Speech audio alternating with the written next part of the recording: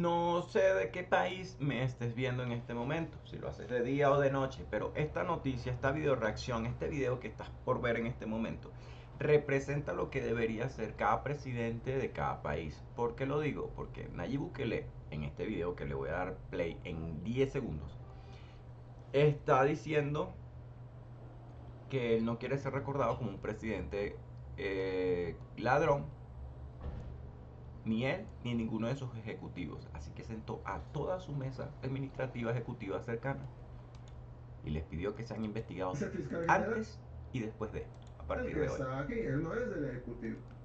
Y está acá por una razón bien sencilla. Y es porque le quiero pedir en público de que investiguemos a todos los que están acá. A todos. Para atrás y para adelante. Yo me imagino que pues no hay ningún problema, ¿no?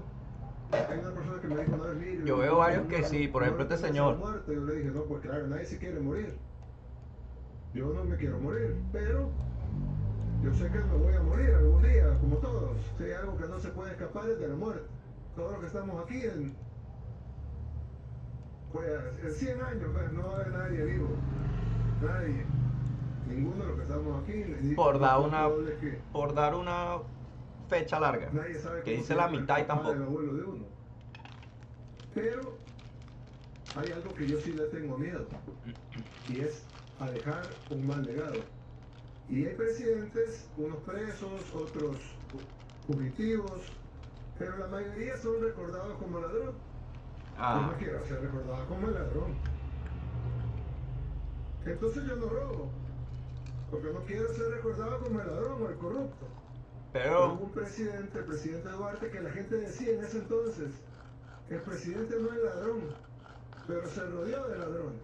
Y en algún ah, momento representó una esperanza para el pueblo salvadoreño. Pero si acaso es verdad que él no robó, los amigos qué sí. tonto fue. Porque era la esperanza del pueblo, no tocó un centavo y manchó su legado por rodearse de ladrones. Ajá. Dime con quién andas y te diré quién eres. Entonces a mí no me va a pasar eso. Yo no voy a ser el presidente que no robó, pero se rodeó de ladrón. Porque es la misma vaina. Pero que me recuerden como el presidente que no Esta señora robó y que no suspiró dejó ahí. que nadie robara.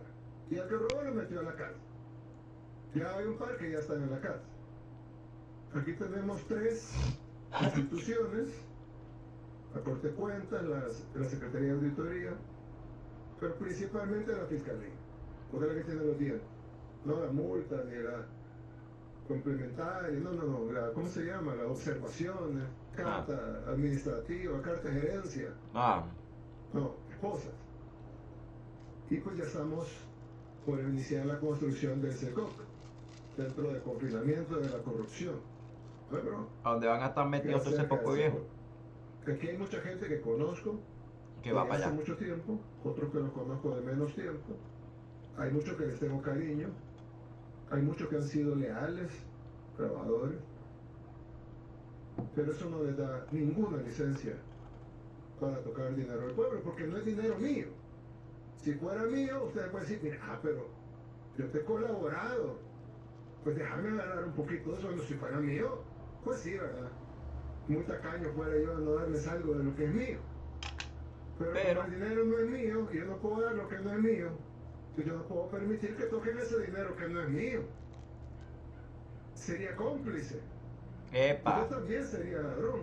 epa. Y se lo quiero decir a ustedes aquí en la cara, a todos, para que nadie me vaya a decir después, pucha, que el presidente me dejó abandonado, dejó que me metieran a la cárcel. No, le estoy diciendo en la cara. No me pidan que sea cómplice de algo ilegal porque no lo voy a hacer. Mano, si todos los presidentes fueran así, ¿cómo estuviera cambiada Latinoamérica? Ah, Y yo no lo imagínate puedo investigar Venezuela. tampoco, porque investigar la fiscalía. Y ahí ni siquiera es el fiscal, son los fiscales que están a su cargo. Y lo bueno es que, a diferencia del órgano legislativo y de otros órganos que requieren ir a hacer un proceso de antejuicio a la Asamblea Legislativa, en el caso de ese órgano ejecutivo no es necesario porque aquí se remueven en un minuto y el minuto siguiente ya no tiene poder. Pues si alguien pensaba no va a ser el presidente. La otra es que vamos a un proceso electoral Y como todo partido de gobierno, eso pasa independientemente del candidato. Cuando Arena gobernaba, iba otro candidato, pero el partido de gobierno tenía que ponerse a trabajar más de lo que siempre deberían de estar trabajando. Igual el FMLN, etc.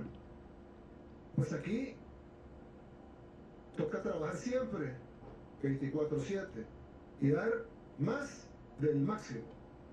Aunque alguien diga que es un imposible físico, pero hay que dar más de lo que más se puede, de lo que supuestamente es el máximo. Porque aquí solo habemos dos personas que vamos a la elección. Qué loco, güey. El vicepresidente y yo. Nada más. El 4 de febrero, el pueblo salvadoreño va a decidir si reelige al vicepresidente y a su servidor. Nada más. Nadie de ustedes va a reelección. No es que, no hombre, si Arteaga no, y aquí vamos todos, no, es que los que vamos a elección somos nosotros dos. Uno, dos.